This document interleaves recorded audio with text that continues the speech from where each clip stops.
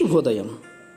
Global బెతేనియా Calvary ministry తరపున ఈ వారం యొక్క చివరి దినములో మరొకసారి మీ అందరితో కూడి కలుసుకొని దేవుని యొక్క పరిశుద్ధమైన మాటలు ధ్యానించడానికి దేవుడు నాకు ఇచ్చిన మధురమైన అవకాశాన్ని బట్టి దేవునికి ప్రత్యేకమైన వందనాలు తెలియచేస్తున్నాను.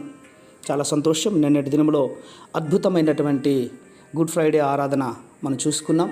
ఎంతో చక్కగా అంశాన్ని బట్టి యేసుక్రీస్తు వారు 24 గంటల్లో పడిన శ్రమను బట్టి 40 అంశాలుగా మనం ధ్యానించాం. చాలా లోతైన మర్మాలు దేవుడు మనకు బయలుపరిచిన రీతిని బట్టి నేను దేవునికి స్తుతి, ఘనత, మహిమ, ప్రభావములు సమర్పించుకుంటూ ఉన్నాను. ఈరోజు కూడా పరిశుద్ధమైన వేద గ్రంథములో నుండి మరొక చక్కటి మాటను చదువుకుందాం. హోషేయ గ్రంథము 12వ అధ్యాయము 12వ వచనాన్ని నేను చదువుతున్నాను. దయచేసి గమనించండి. హోషేయ గ్రంథము 12వ అధ్యాయము 12వ వచనము. యాకోబు తప్పించుకొని సిరియా దేశములోనికి పోయెను. భార్య కావాలనని ఇజ్రాయేలు కొలువు చేసెను. భార్య కావాలనని అతడు గొర్రెలు కాచెను. దేవునికి స్తోత్రం కలుగునుగాక. ప్రియమైనటువంటి వారు గమనించండి. యేసు ప్రభు వారి యొక్క దృష్టి యాకోబు మీద పడింది. ఈయన విశ్వాసులకు తండ్రి అయినటువంటి అబ్రహాం యొక్క మనవుడు.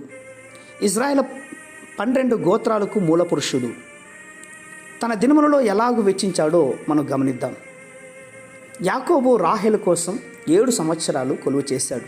అయినా కూడా అతడు ఆమెను ప్రేమించడం ద్వారా అది అతనికి కొద్ది దినములుగా తోచెను అని ఆదికాండం 29:20లో ధైర్యపరుచుంది.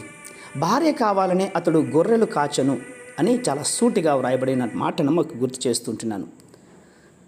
పెండ్లి కుమారుడైన యేసుక్రీస్తు వారు కూడా తన పెండ్లి కుమార్తెను అంటే పవిత్రురాలైన కన్యకును తన ఎదుట నిలబెట్టుకున్న నిమిత్తము సిలువలో శ్రమపడ్డాడు.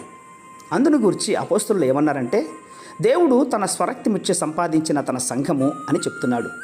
పెండ్లి కుమార్తె ఎవరు? క్రీస్తు రక్తం ద్వారా సంపాదించుకున్న సంఘమే. అవును, ఆ రోజు ఆదామునకు సాటైన సహాయం చేసేదానికోసమే దేవుడు ఆదామునకు గాఢ నిద్ర కలిగజేసి ప్రక్కటెముకలో ఒక ఎముకను తీసి దాని నుండి హవ్వను సృష్టించినట్లుగా మనకు తెలుసు. అయితే యేసుక్రీస్తు వారు తన పెండ్లి కుమార్తె కొరకు తన్ను తాను సిలువ శ్రమకు అప్పగించుకున్నాడు.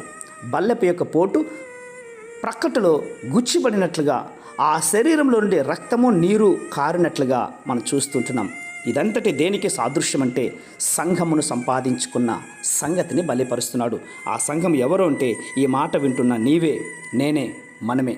కాబట్టి యేసుక్రీస్తు యొక్క రాకడ సమయంలో మనము వధురాలులుగా సిద్ధపడినటువంటి వారుగా పవిత్రమైనటువంటి పెండ్లి కుమార్తెలుగా సిద్ధమవ్వాలని కోరుతూ ఉంటున్నాను. ప్రేమ నమ్మకమైనటువంటి మా ప్రియ పరలోకపు తండ్రి, నిజమేనా ఆనాడు యాకోబు రాహేలును ప్రేమించి ఏ విధంగా అయితే తండ్రి కొలువు చేసి 7 సంవత్సరాలు అధికంగా కొలువు చేశాడో అలాగే యేసుక్రీస్తు వారు కూడా మా కోసం తండ్రి 24 గంటలు శ్రమపడి తన స్వరక్తిమిచ్చి సంపాదించిన సంఘాలుగా మమ్మల్ని అందరూ కూడా నిలబెట్టినందుకే స్తోత్రాలు అర్పించుకుంటూ చిన్న ప్రార్థనను మా రక్షకుడిని యేసయ్య నామమున అడిగి వేడుకొని పొందుతున్నాం మా తండ్రి. ఆమేన్, ఆమేన్, ఆమేన్.